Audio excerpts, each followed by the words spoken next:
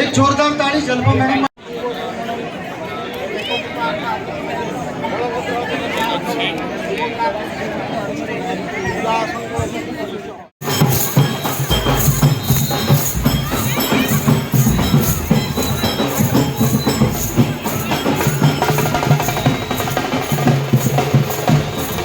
Prince અશોકરાજે Gaekwad સ્કૂલને દેવાની રાજે ગાયકવાડ સ્કૂલમાં છેલ્લા 20 વર્ષથી રથયાત્રાનું આયોજન થાય છે.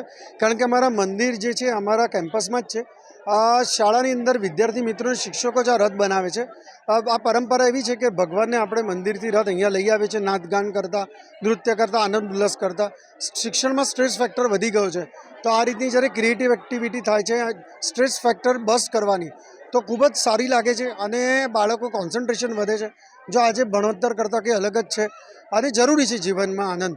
અને આમાં લગભગ 2000 વિદ્યાર્થીઓ અને એમના 4-4.5 વાલીઓ જોડાયા છે.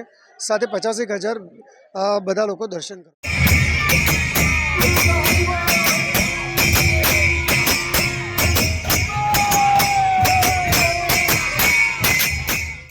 પ્રિન્સ અશોકરાજે ગાયકવાડના લગભગ 2000 વિદ્યાર્થી, 450 વાલીઓ અને 200-250 અધ્યાપકો મળીને છેલ્લા 20 વર્ષથી સ્કૂલના મંદિરથી લઈને સ્કૂલના પરિસર સુધી ભગવાન શ્રી જગન્નાથજીનો રથ ખેંચીને લાવીએ છીએ. જેમાં અમે લોકો ભગવાન શ્રી જગન્નાથજી, ભગવાન બલરામ અને માતા સુભદ્રાનું ગરબા અને ઢોલ નગારા સાથે સ્વાગત કરીએ. બહુ મજા આવી.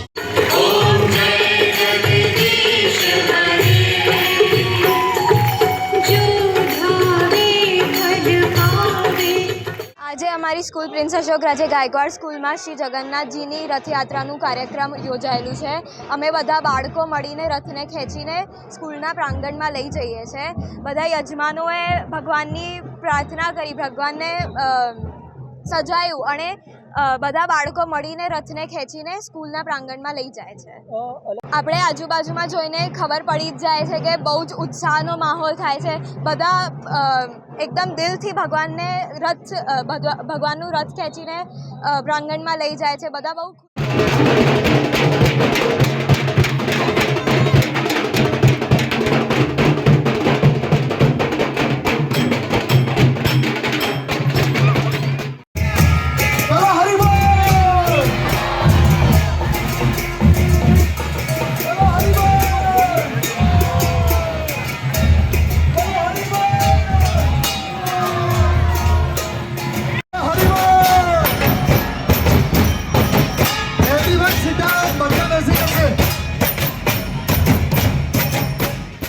We